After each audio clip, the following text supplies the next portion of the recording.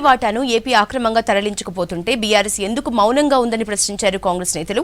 Kaleshwaram project ని tourist spot గా చేసిందే బీఆర్ఎస్ అని విమర్శించారు. ఇటు బ్యాక్ వాటర్ సమస్యను పరిష్కరించాలని మంత్రి ఉత్తమ్ కుమార్ రెడ్డికి విజ్ఞప్తి చేశారు. చెన్నూరు ఎమ్మెల్యే వివేక్ వెంటనే చర్యలు చేపట్టాలని చీఫ్ ఇంజనీర్ కు ఉత్తమ్ ఆదేశాలు జారీ చేశారు. రేపు గాంధీ భవన్ లో కీలక పీఏసీ సమావేశం జరగనుంది.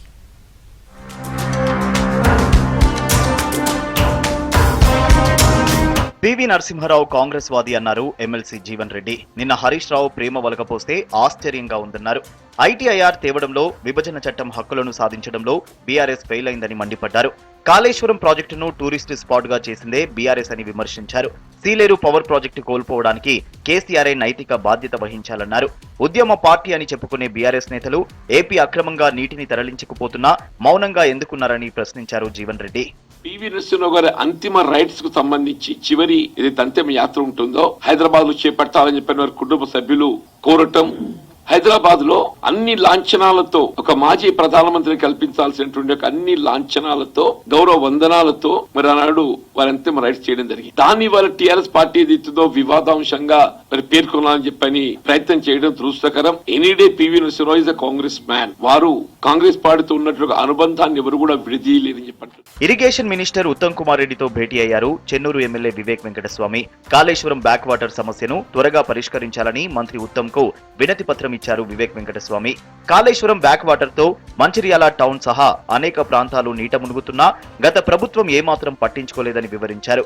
బ్యాక్ వాటర్ ఎఫెక్ట్ తో చెన్నూరు, మంచిర్యాల, మంతరి ప్రాంతాల్లో 1,00,000 ఎకరాలకు తీవ్ర నష్టం జరుగుతుందని మంత్రికి తెలిపారు.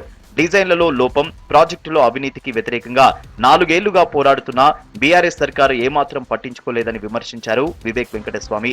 వెంటనే స్పందించిన మంత్రి ఉత్తమ్ సమస్య పరిష్కారానికి చర్యలు చేపట్టాలని చీఫ్ ఇంజనీర్ కు ఆదేశాలు జారీ చేశారు.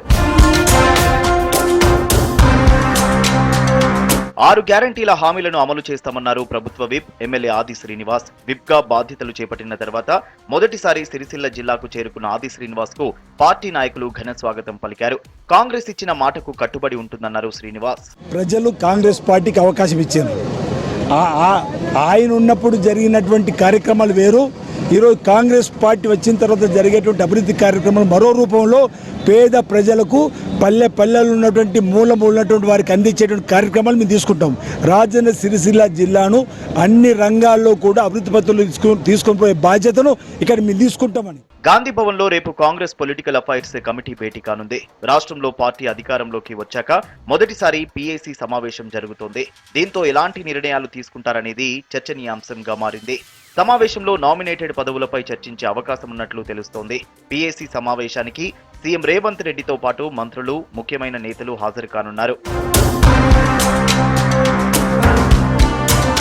కాంగ్రెస్ పార్టీ ప్రతిష్టాత్మకమైన క్రౌడ్ ఫండింగ్ క్యాంపెయిన్ కు శ్రీకారం చుట్టింది. పార్టీ 138వ వార్షికోత్సవాన్ని పురస్కరించుకుని డొనేట్ ఫర్ దేశ్ పేరుతో క్యాంపెయిన్ నిర్వహించనున్నారు. 2024 లోక్సభ ఎన్నికల ఫండ్ కోసం క్యాంపెయిన్ నిర్వహిస్తున్నట్లు కాంగ్రెస్ నేతలు తెలిపారు. పార్టీ 138వ వార్షికోత్సవాన్ని పురస్కరించుకుని దేశ పౌరులు ఎవరైనా 138 రూపాయలు విరాళంగా ఇవ్వొచ్చన్నారు. డిసెంబర్ 28న నాగపూర్లో కాంగ్రెస్ పార్టీ అధ్యక్షులు మల్లికార్జున ఖర్గే క్యాంపెయిన్ ప్రారంభిస్తారని చెప్పారు.